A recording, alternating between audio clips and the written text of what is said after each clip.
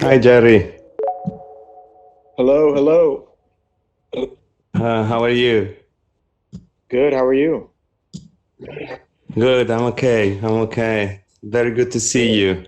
So I would say we're ready to start. Okay. Sounds good. Sounds good. Okay.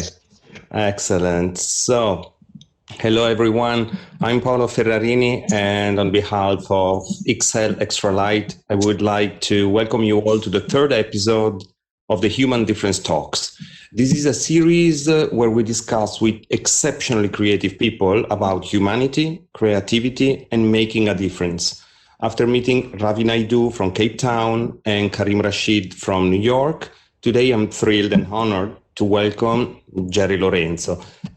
Jerry is the founder of the fashion label Fear of God, one of the brands that is literally defining a new American style. And not just style, since we will see with him in a short while, there's much more to his work. So again, hi, Jerry, and thank you for joining us. So Thank you for having first of me. all, how are you and where are you now? I'm doing great. I'm in Los Angeles. Um, Doing okay despite not having a decision on our current election. um, Yes. but be that as it may, everything is fine. Everything's well. Okay. So the first question, Jerry, I would like to start from your work. In particular, what is the new American luxury, which is something that you are doing with your job as a designer and entrepreneur? I don't know that what I'm doing is necessarily new. I would just say I'm trying to be a good steward of what I believe is our um, American wardrobe staples. I'm not inventing a new overcoat. I'm not inventing a new hoodie.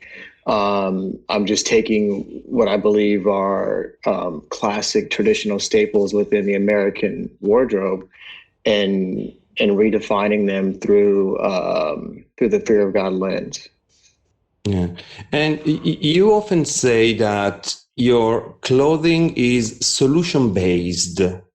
Yeah. Which kind of problems are you trying to solve with these solutions? Again, yeah. I mean, I think I'm not in my mind. I don't believe that I'm providing. I guess we can just use the overcoat as an example. Mhm. I'm not designing a new solution to cover you up outside, but I'm providing what I feel like is missing in the marketplace. I do feel like my following and my customer has a specific taste and specific needs. And I feel like what we're providing are solutions to those missing pieces in their closet. Whether we update the overcoat, through shape and silhouette or fabrication. We're really just trying to again fill these holes in our customers' closet. Yeah. And one very peculiar thing that you do is not following the traditional calendars and the traditional rituals of the world of fashion. Uh, Fear of God's collection are put out when they're ready, basically. And that's not the usual approach of the fashion scene. It feels more like a musician, someone who makes records that basically have I a love that long. correlation. Yes. So is that your inspiration for that, or does it Not at come from all. some other place? That's not the inspiration, but I love the correlation. And I think it's I like to be if you go back to like the late '90s, and you looked at a rock album versus a hip hop album would have all of its sales in the first few weeks, where some of the rock albums would take time and gradually increase sales over time, over months, and potentially over the years. And I feel like for us, I don't feel like we're putting out anything groundbreaking every time, but I do feel like it will get better with time. And I feel like our collections get better with time. And so when we do propose a new collection or when we do have a new story to tell,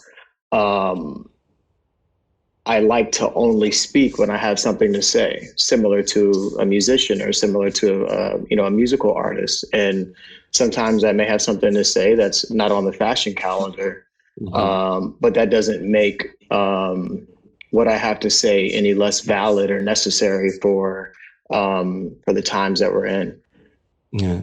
And you said we have stories to tell, and in several interviews you have said that you think of yourself as a storyteller, literally. So which are the stories that you want to tell? Because they're not the usual fashion stories, because you're not talking about, fairy tales and inspirations, but you're talking about real life, right? Yeah, so much of what we do is inspired by real life. So much of what we do from a product standpoint is inspired by the lifestyle that we live in California. A lifestyle that requires the wardrobe to be as fluid as possible. It's not as rigid as maybe some cities where it's a 9 to 5 during the day, and then after work is a different. You take on a different lifestyle. I think the lifestyle in California, LA specifically, is so fluid that you need a wardrobe that allows you to kind of be appropriate and move in and out of different circumstances and situations. And so much of that lifestyle informs the product. And then so much of the reality of our consumer informs what we're communicating. And so we're not necessarily making pieces that are conceptual art pieces. We're making pieces for real life that we hope fit seamlessly into the wardrobe and the day-to-day lives of our customers. Yeah. When you talk about your work, I really love the fact that you always say us. You never say me, I do, I design. Who is this us? Who is this group of people you're referring to? Right now I have a little bit over 30 people that are, working for me and working together for the brand. And I would hate to share anything about what we're doing and to cut them out, whether it's someone that is, shipping product or someone that's sewing pieces together, or the sales team or the marketing team, the strategy team, the finance team. We all play different parts, but we're all a part of the same vehicle, and I've always, in speaking to my team, there's so many parts of a car, but a $3 spark plug can stop the car from moving, and we're all just as necessary. No one's more important than the next person. And so when I say us, I'm speaking from everyone again, from logistics all the way up to design. We're all just as important. Talking about, let's say, the design team, even though I think it's not very easy to define also the roles in such an environment. Do your design staff have a formal training in fashion? Because you don't, for example. Where do they come from? What's the background? In all honesty, I don't really have a design team. When it comes to the design process, I carry the most of that weight. I have a very strong production team and development team that are best in class and have been producing locally here in Los Angeles for a while. We've opened up relationships overseas in Italy where we do tailoring and some knitwear, and our accessories, our footwear has been out of Italy for the past 5 years, 5 seasons.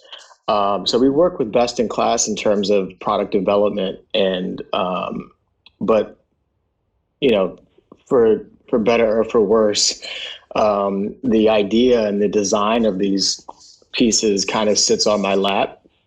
And I'm working to kind of build that team out.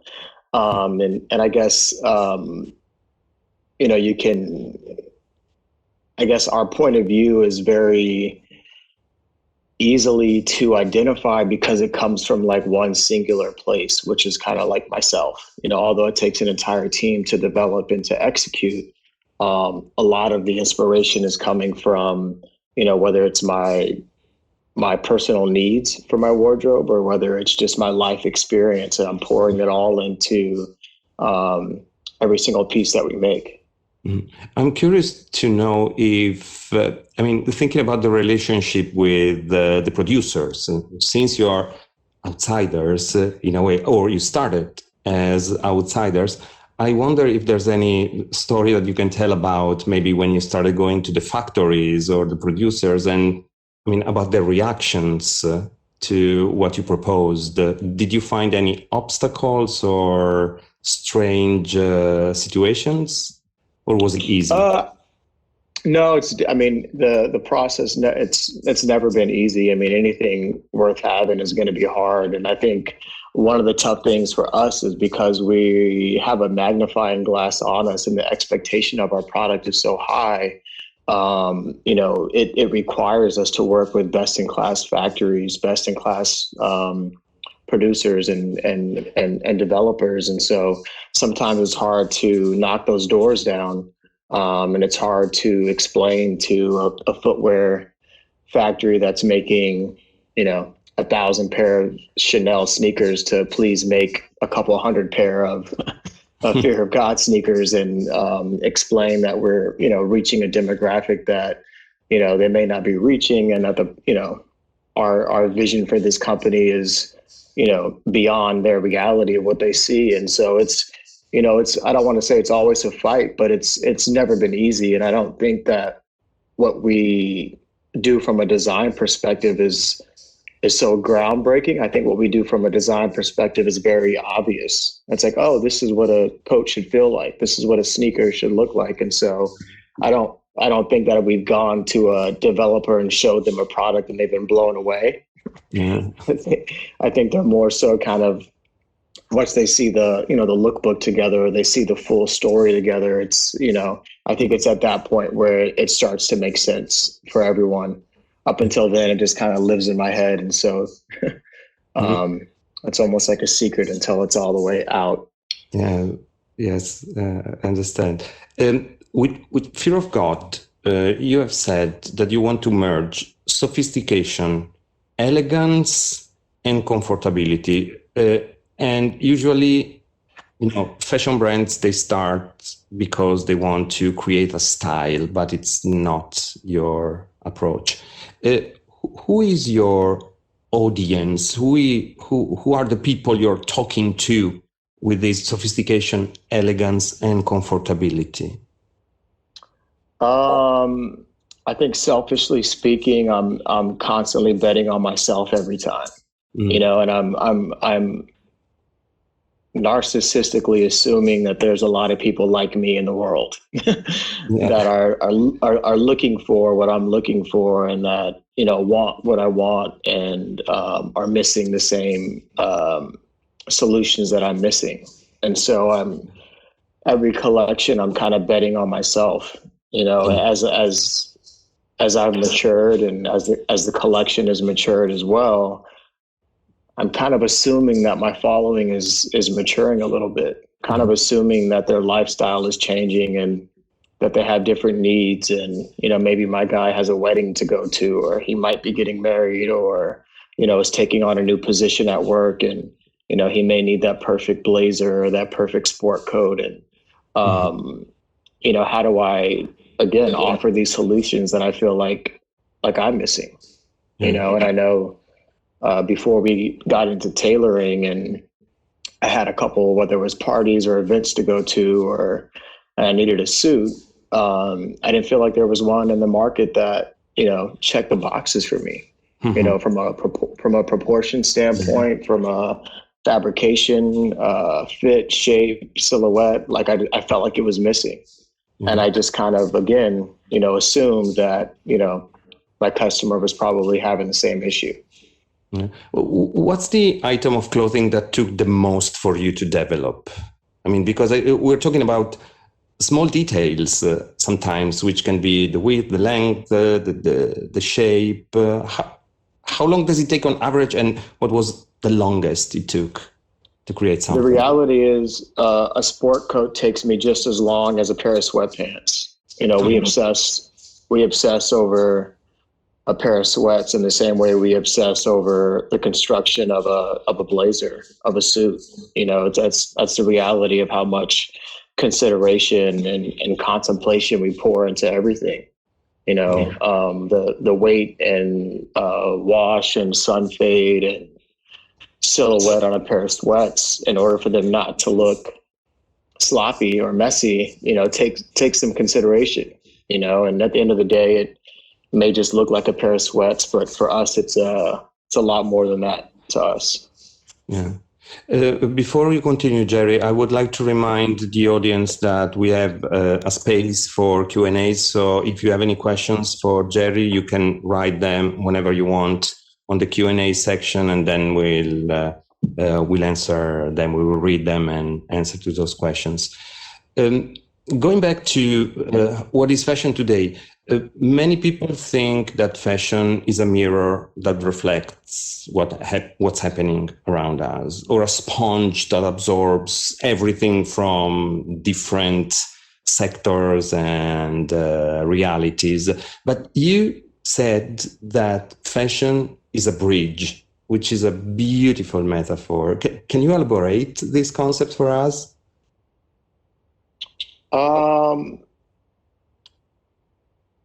I think anything creative is always informed by something that's missing, and so I think that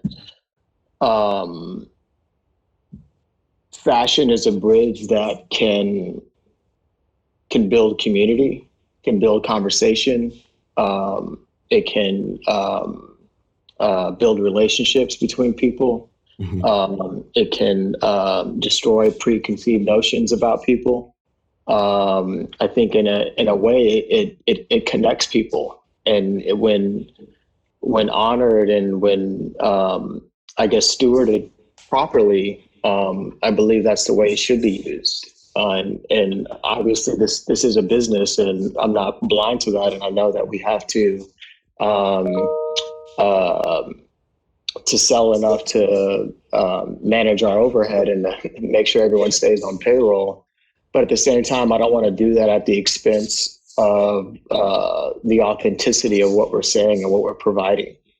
And so as long as what we're providing is coming from an honest place, I'm okay with this being a for-profit business. And I think sometimes when it's for profit prior to it being for people or for solution, it's just a different game that I'm not against, but a game that I know that I can't play. And so we don't attempt to play that game, which is why we're not on calendar. I'm not racing a calendar to make sure that we're selling a certain amount at each specific time of year or not. I'm focused on when we do say something, that if we say it to the best of our ability, that it'll be good enough to take care of us. Would you figure yourself as in a more traditional fashion environment? I mean, like, let's say the creative director of a major fashion house? Would I say that I'm a creative director of a major fashion house? Yes. If you could can you picture yourself? Can you imagine in that role? I don't know that I could. I don't know that I'm. I think I'm so used to kind of leading a team from all aspects of business, not just the creative side, but the strategy side. And I think I have a lot more to offer, whether it's just my own company, Fear of God, or anyone else that I could go be a creative director for. My point of view is beyond just the creative part, and you know, it goes all the way into the storytelling, into the strategy of when and how products are released. And so I don't know that I would have that type of autonomy as a creative director somewhere, you know, and I would need that type of autonomy in order to be successful, because it is such a 360 approach, you know, that I'm used to using right now within Fear of God. And so I would like to think that Fear of God could one day be that fashion house that you're speaking of, and that we could do that internally without having to leave everything that I've built to go and help another house continue to build what they're building. Yeah, sure. Talking about your references, your cultural and historic references, you refer very often to the late 80s, early 90s. You often quote movies and references from those years. Do you also look at some other older historic references? So what is your relationship with the history of fashion, for example? Pretty much zero. Like, like when it comes to like the history of fashion, like I'm not that type of a person. I should probably know a lot more than I know, but you know, I pull from a lot of information that is, I guess, popular information, you know, movies that are popular amongst a lot of people, and whether it's sports that are really popular, or musicians, or you know, I pull from a lot of the things that I feel like most people are exposed to. I think it's just the way that I see them that separates me from most people. But I'm more so looking at, I guess I would say, archetypes, not specific designers or specific style icons. I'm looking at a high school basketball player, whoever that may be. I'm looking at a Wall Street businessman. That could be, you know, thousands of different people, but it's more, you know, I guess these different archetypes that I'm looking to versus a specific muse or a specific designer, or and then I take those archetypes, I put them through our point of view, and try to the best that I can to solve solutions.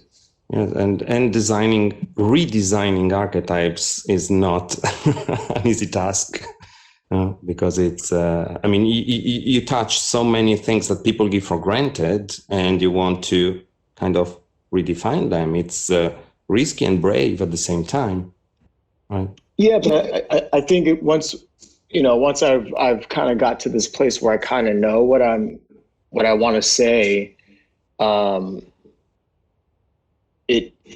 it makes it a little bit easier to make those alterations to some of these archetypes, you know, because it's, again, I don't want to create an entirely new overcoat. I just want the shape to be a little different. You know, I want the fabric to be a little different. I want it not to wrinkle, and I want to be able to wear it over a blazer and wear it without a blazer, and it still proportionally look okay, you know. And it's just like pinching it or opening it here or there, or, you know, what are the small things that allow me to say exactly what I want to say. Yeah. And talking of archetypes, in a recent New York Times interview with Guy Tribay, Guy wrote that Fear of God is a uniform both for LA life and work post-COVID.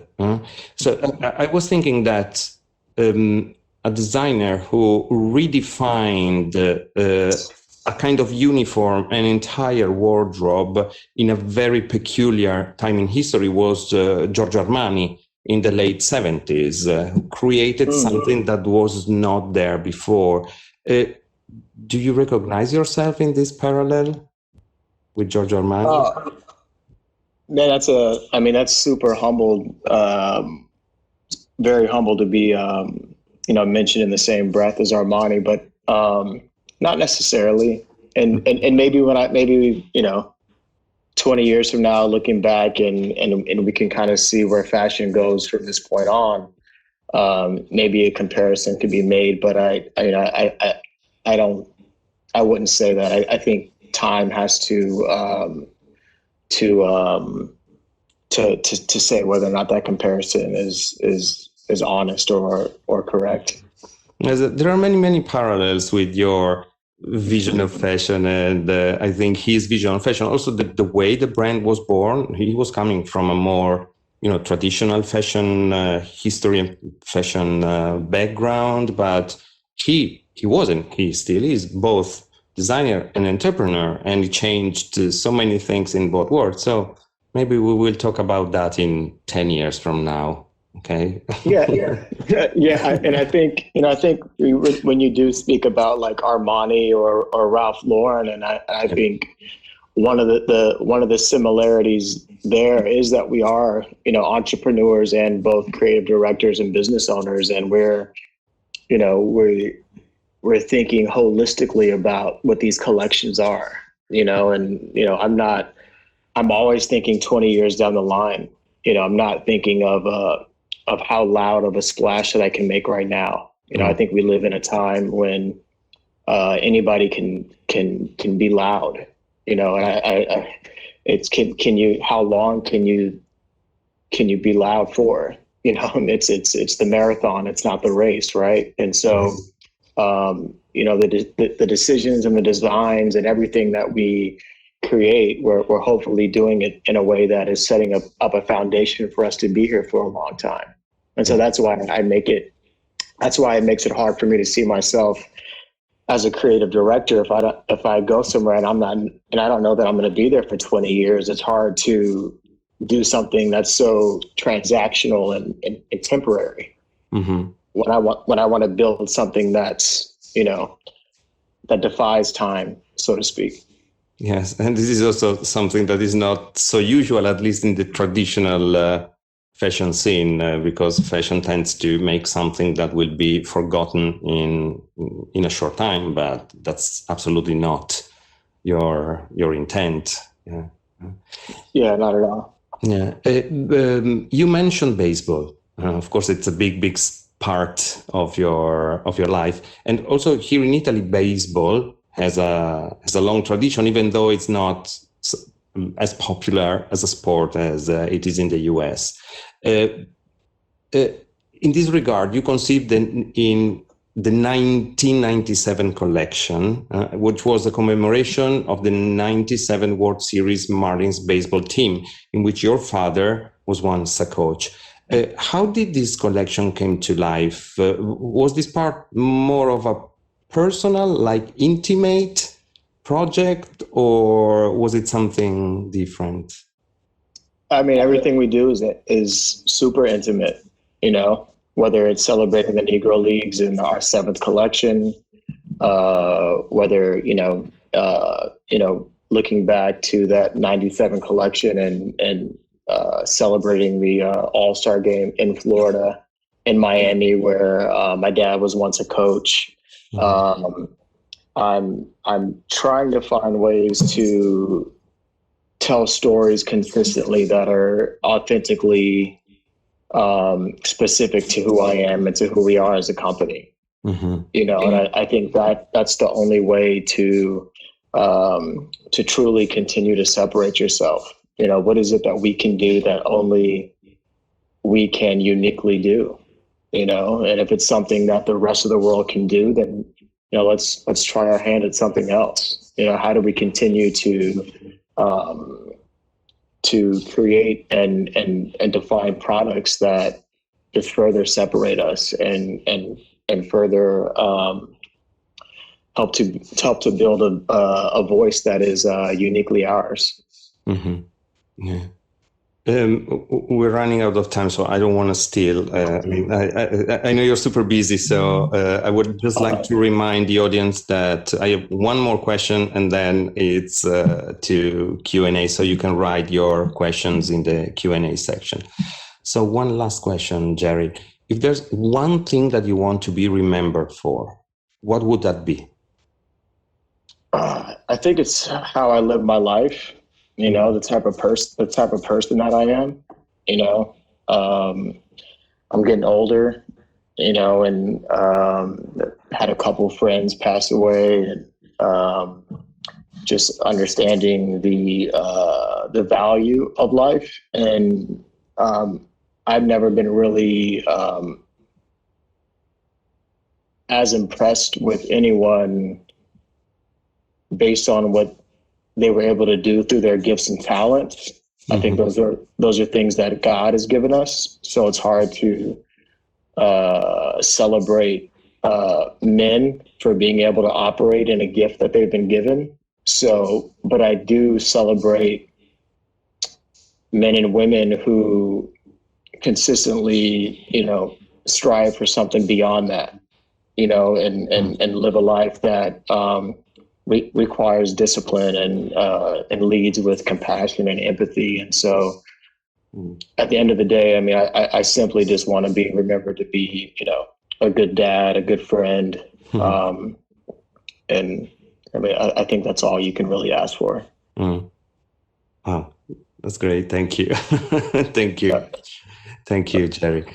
We have so many questions that I don't know if we will have the time to go through all of them. The first one, will the future of fashion will be more formal or more casual? I think whoever is asking that question, they have to realize that, they have the power to decide that. The customer decides that,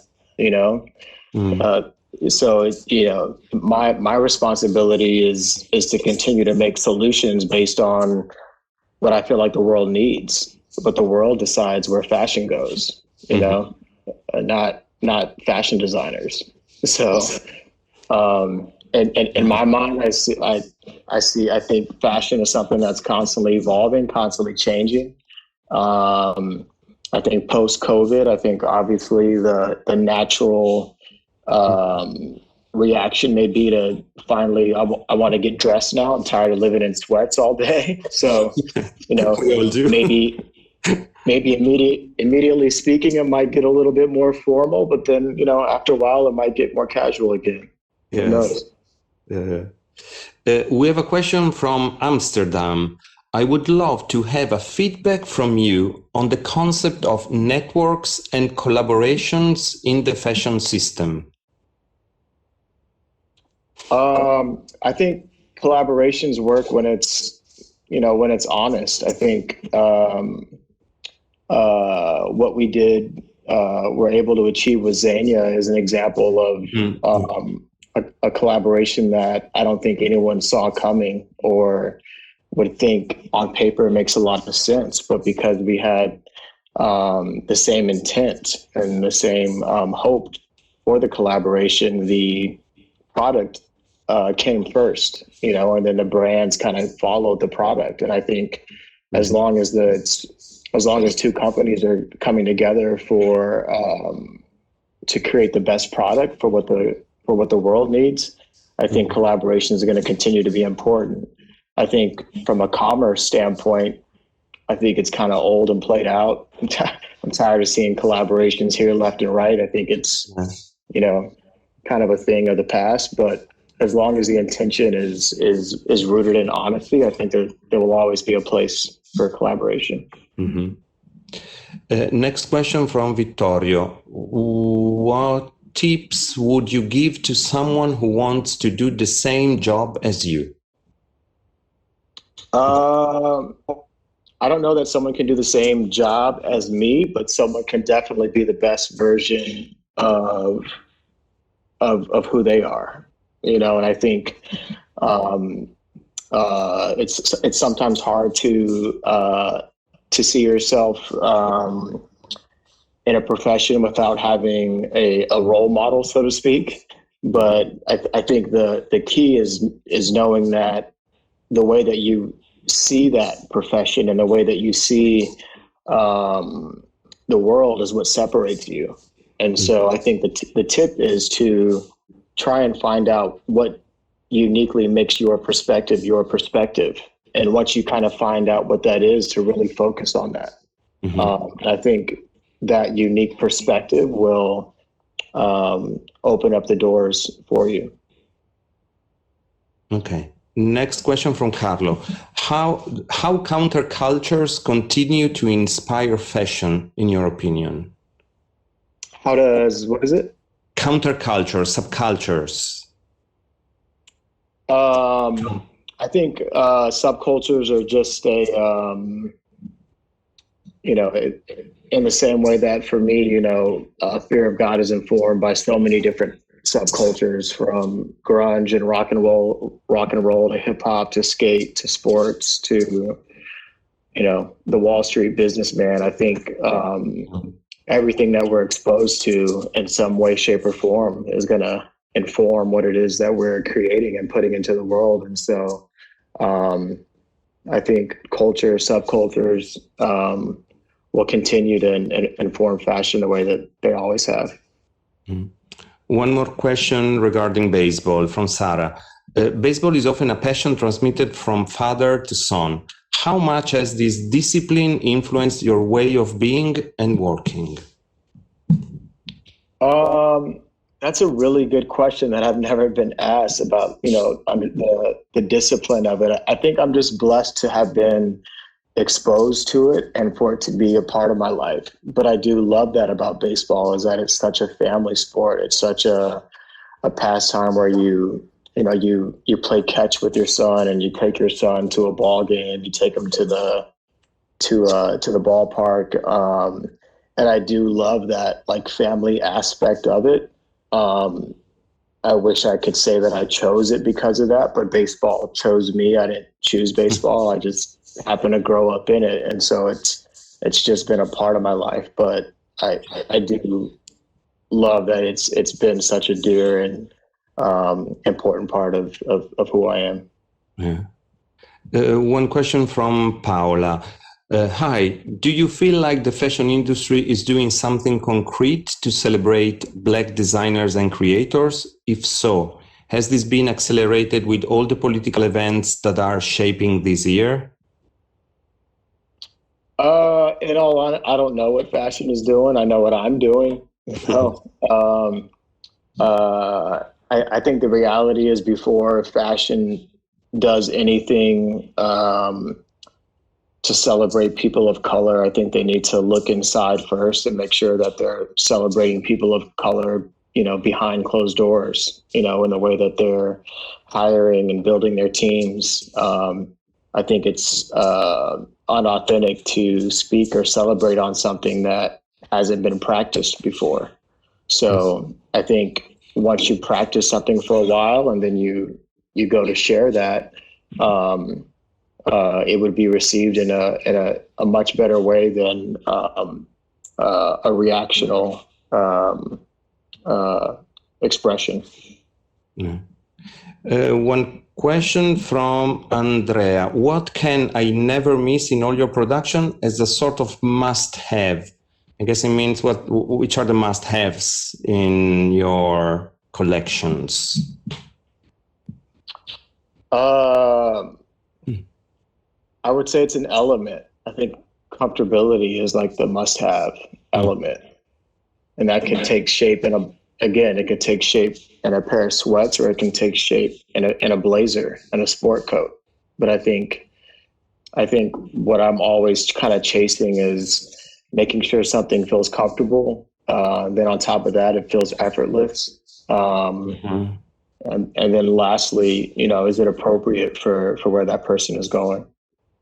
One last question, because time is ticking.